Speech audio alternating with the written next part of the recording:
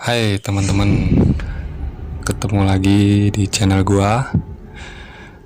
Kali ini gua akan bercerita, dan cerita ini datangnya dari Widi ya.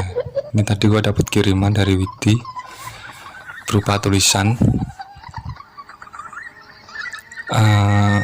Tulisan ini bagus nih, ceritanya sih bagus.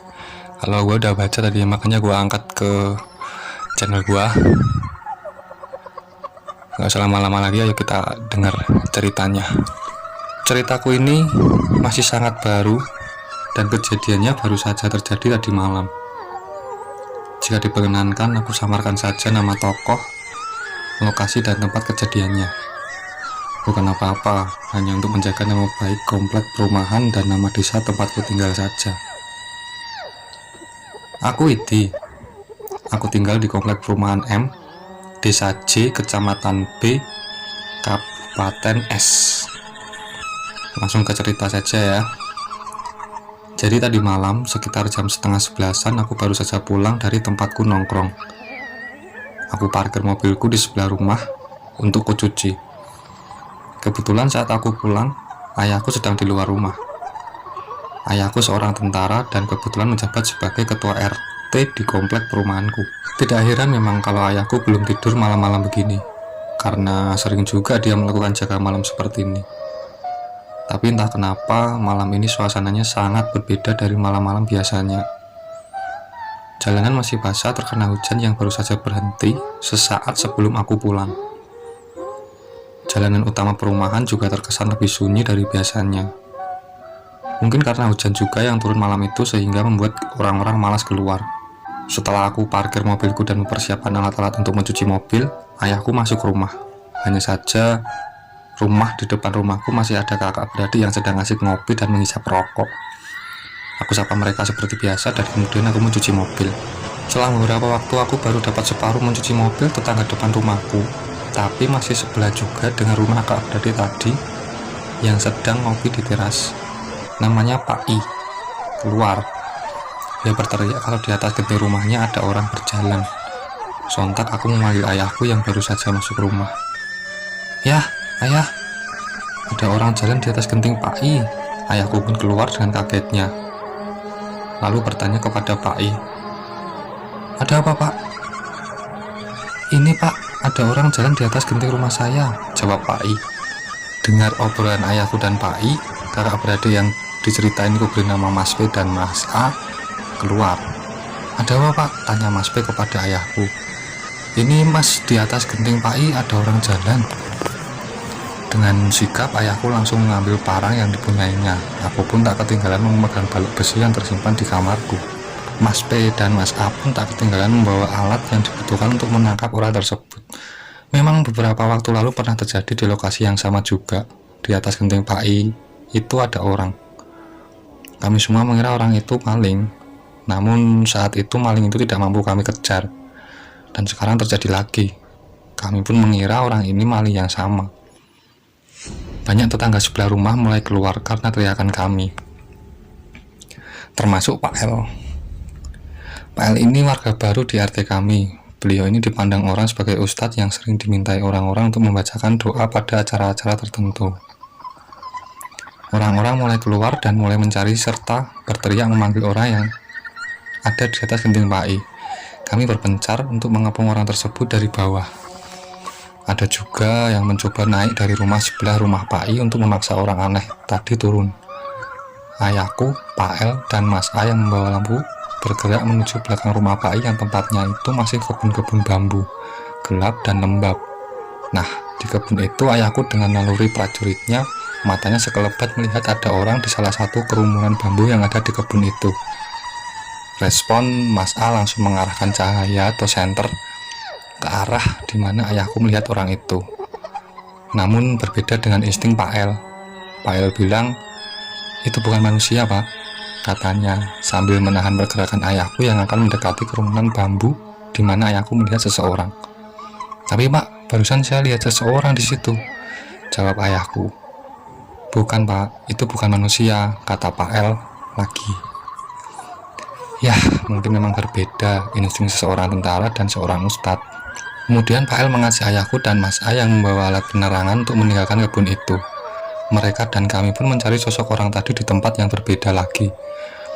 Mulai dari dalam rumah Pak I, garasi besar rumah Pak I, rumah sebelah rumah Pak I yang notabene orang yang berduit juga, dari atas genting sebelah rumah, dari gang atas yang terhubung kebun besar belakang rumah Pak I. Kami semua berpencar dan terus mencari sosok orang tersebut. Tapi hasilnya nihil.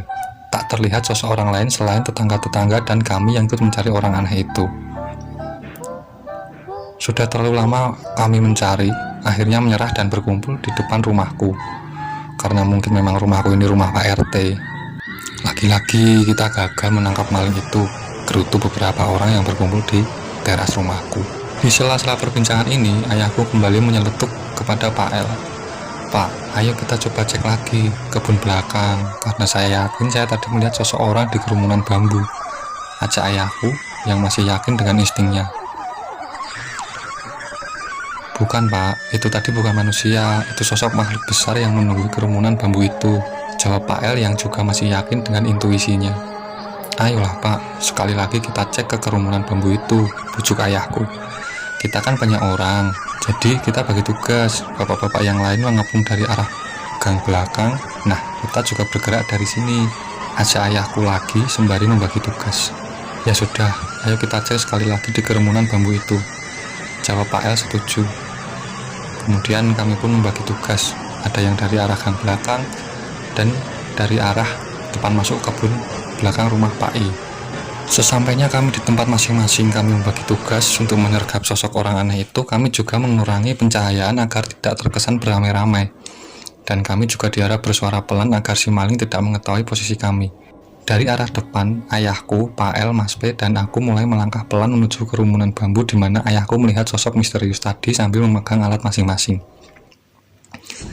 Tanpa pikir panjang, setelah begitu dekat dengan kerumunan bambu di mana ayahku melihat sosok orang tadi, ayahku langsung menyabetkan parangnya ke kerumunan bambu tersebut dan mengelilingi kerumunan bambu itu sambil berteriak, "Keluar kau maling! Kau sudah ketahuan. Mau lari kemana kau?" Aku dan orang-orang malah terheran-heran melihat kelakuan ayahku.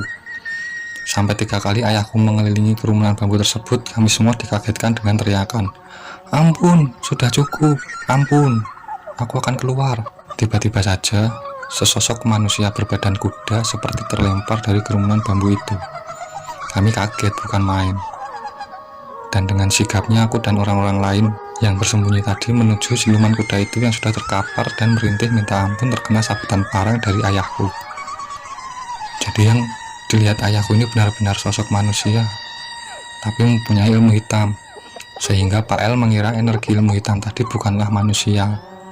Akhirnya tertangkap juga kau siluman. Jadi kau mau maling dengan ilmu hitammu itu. Terbongkar juga kan siluman apa kau sebenarnya. Pantas larimu cepat sekali beberapa waktu lalu. Sekarang kau tak bisa kemana-mana. Kau sudah tertangkap. Kertak ayahku. Rupanya ayahku sudah menyadari kehadiran sosok makhluk itu sesaat sebelum aku pulang tadi. Dia tahu di atas genting rumah Pak I ada suara orang berjalan. Hanya saja ayahku mengira itu Pak I atau orang yang tinggal di rumah Pak I. Alhasil Pak I malah keluar dan berteriak bahwa ada orang berjalan di atas rumahnya tadi. Akhirnya aku dan warga pun membawa maling gagal ini ke depan rumah.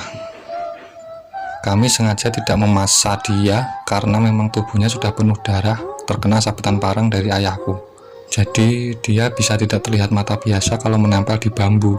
Itu ilmu yang dia ceritakan saat kami interogasi. Ayahku pun menelpon polisi agar orang ini diproses sesuai hukum. Tak berapa lama polisi datang dan membawa manusia berbadan kuda ini. Namun hal aneh kembali terjadi. Sesaat sebelum siluman ini diangkut ke atas mobil polisi, dia minta untuk disiram air garam. Karena penasaran, kami pun menurutinya dan Mas P mengambil air adukan garam dari dalam rumah. Kemudian kami menyiramkannya pada siluman tersebut. Sulap. Manusia yang jelas-jelas kami lihat berbadan kuda ini secepat kedipan mata berubah menjadi sosok manusia biasa. Jadi dengan sangat cepat tubuh kuda tadi hilang. Hal ini benar-benar terjadi di depan mataku dan orang-orang di lokasi tersebut. Kami pun benar-benar tidak percaya yang baru saja terjadi. Aneh, tapi itu nyata. Kami menggagalkan aksi maling yang punya ilmu hitam dan mengubah dirinya menjadi sosok siluman kuda. Aku pun baru sekali ini menemui hal semacam ini. Manusia biasa yang punya ilmu hitam untuk melakukan perbuatan kriminal. Ini hal teraneh yang benar-benar aku alami baru tadi malam. Kisah ini kisah nyata, namun memang aku sengaja menyamarkan nama dan lokasi tempat kejadian. Sekian cerita dari aku, terima kasih. Wow, menyeramkan sekali ya. Jadi sosok siluman kuda ini dia menggunakan ilmu hitamnya untuk berbuat kriminal, dan untung saja beberapa warga sigap ya dan tidak takut pada orang aneh ini ya. Wow, amazing. Ini benar-benar, saya pun baru kali ini dengar ada maling pakai ilmu hitam ini. Tapi hebat lah, mantap. Bagi teman-teman yang mau share, mau kirim cerita horor atau cerita misterinya dan gua angkat di konten gua, kirim saja ke via DM ya, via DM di Instagram yang tertera di video ini atau di deskripsi. Terima kasih sudah menyimak dan menonton video ini. Jangan lupa untuk like, komen, dan subscribe channel gua ya, agar channel gua bisa terus menghibur kalian dengan cerita-cerita horor dari gua. Terima kasih.